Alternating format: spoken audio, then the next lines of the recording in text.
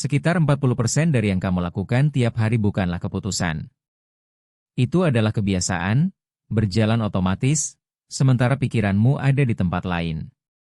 Artinya, kalau kamu paham bagaimana kebiasaan benar-benar bekerja, kamu bisa diam-diam menulis ulang hampir separuh hidupmu. Itulah janji dari The Power of Habit, karya Charles Duhigg. Dalam 10 menit ke depan, kamu akan belajar lingkaran sederhana di balik setiap kebiasaan, dan cara yang terbukti untuk mengubah satu kebiasaan yang mencengkeramu. Duhigg bilang setiap kebiasaan berjalan di atas lingkaran 3 bagian. Pertama, pemicu. Sebuah pemantik yang menyuruh otakmu masuk ke mode autopilot. Lalu rutinitas. Perilaku itu sendiri. Dan terakhir imbalan.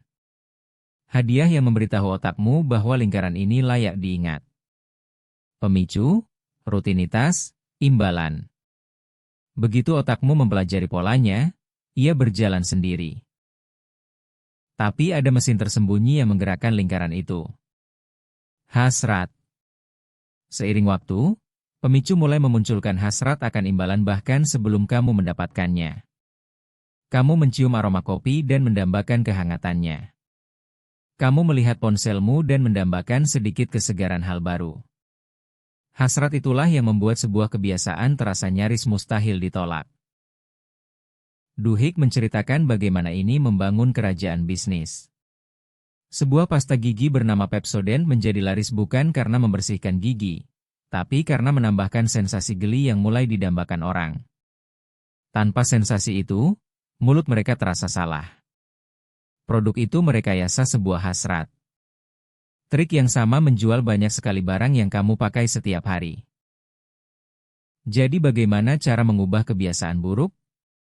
Duhigg memberi apa yang ia sebut aturan emas. Kamu tidak bisa dengan mudah menghapus sebuah kebiasaan. Tapi kamu bisa mengubahnya. Pertahankan pemicu yang sama, dan imbalan yang sama, tapi tukar rutinitas di tengahnya. Pemantik dan hadiahnya tetap.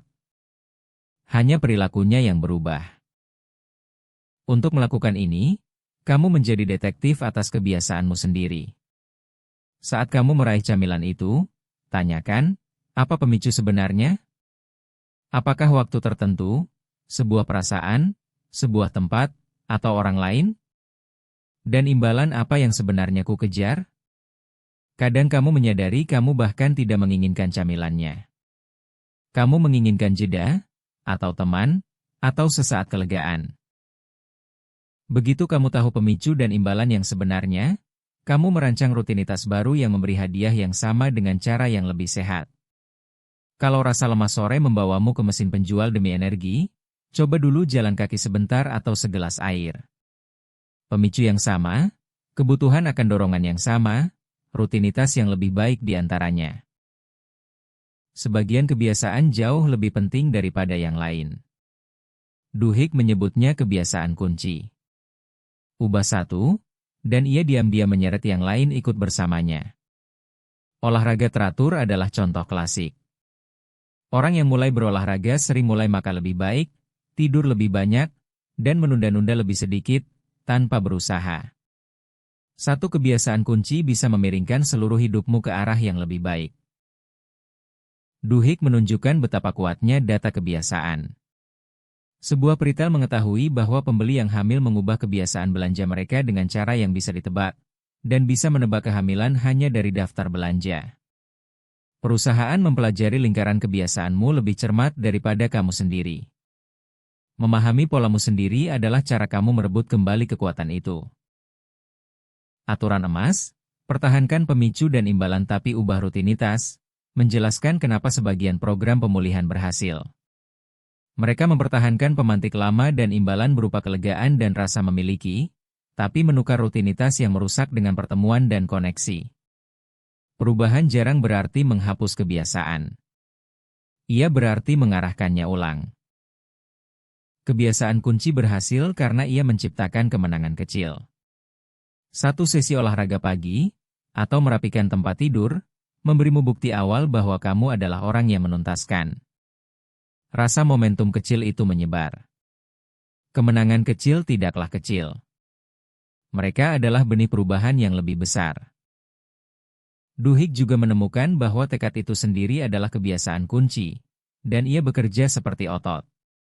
Ia lelah saat dipakai berlebihan, tapi tumbuh lebih kuat dengan latihan. Dan inilah kuncinya. Saat kamu memutuskan lebih dulu bagaimana kamu akan merespons momen yang sulit, kamu menghabiskan jauh lebih sedikit tekad saat momen itu benar-benar tiba. Siapkan rencana untuk titik terendah sebelum kamu berada di dalamnya. Kebiasaan tidak hanya hidup dalam diri orang. Mereka hidup dalam organisasi. Duhigg menceritakan bagaimana sebuah perusahaan yang kesulitan berubah dengan berfokus pada satu kebiasaan kunci, yaitu keselamatan pekerja. Mengejar satu tujuan itu memaksa komunikasi dan proses yang lebih baik di mana-mana, dan keuntungan melonjak. Satu kebiasaan yang dipilih dengan baik bisa membentuk ulang seluruh budaya. Kebiasaan bahkan membentuk gerakan. Duhigg berpendapat perubahan sosial yang besar sering menyebar melalui kebiasaan komunitas. Ikatan antar teman, dan tekanan kelompok, mengubah satu tindakan berani menjadi gerakan yang diikuti jutaan orang. Kebiasaan kita terjalin bersama orang-orang di sekitar kita. Satu perusahaan membangun pelatihannya seputar tekad. Karyawan baru mempelajari rutinitas yang persis untuk menghadapi pelanggan yang kasar atau jam sibuk yang menegangkan, memutuskan lebih dulu bagaimana mereka akan merespons. Dengan melatih momen-momen sulit sebelum terjadi, orang biasa membangun pengendalian diri yang luar biasa. Siapkan responsmu, dan tekad menjadi sebuah kebiasaan. Dan jangan pernah meremehkan momentum. Duhigg menunjukkan bahwa kemenangan kecil menciptakan reaksi berantai. Satu keberhasilan membuat yang berikutnya terasa mungkin, lalu yang berikutnya lagi. Perubahan jarang datang sebagai satu lompatan raksasa. Ia terbangun, diam-diam, dari serangkaian kemenangan kecil yang membuktikan padamu bahwa lebih banyak itu mungkin. Ada satu bahan lagi yang membuat perubahan melekat. Keyakinan. Duhigg menemukan bahwa orang mempertahankan kebiasaan baru, terutama di bawah tekanan, saat mereka percaya perubahan benar-benar mungkin. Dan keyakinan tumbuh paling mudah di dalam sebuah komunitas. Saat kamu melihat orang lain melakukannya, itu menjadi nyata bagimu juga. Duhigg menegaskan bahwa saat krisis, keyakinanlah yang membuat kebiasaan baru bertahan. Saat hidup menjadi sulit dan pola lama memanggilmu kembali, kamu perlu sungguh-sungguh percaya bahwa perubahan itu mungkin. Dan keyakinan itu tumbuh paling kuat saat kamu tidak sendirian. Sebuah komunitas mengubah aku berharap menjadi aku bisa. Ada kebenaran yang membebaskan di sini. Begitu kamu paham bahwa sebuah kebiasaan hanyalah lingkaran, kamu menjadi bertanggung jawab atasnya. Kamu mungkin tidak memilih kebiasaan itu di awal, tapi sekarang kamu bisa melihat pemicu, rutinitas, dan imbalannya, dan pilihan untuk membentuknya ulang ada di tanganmu. Kesadaran mengubah autopilot kembali menjadi sebuah keputusan. Inilah inti dari buku ini. Kebiasaanmu bukan takdirmu, dan mereka tidak acak. Mereka adalah lingkaran yang bisa kamu pelajari dan rancang ulang.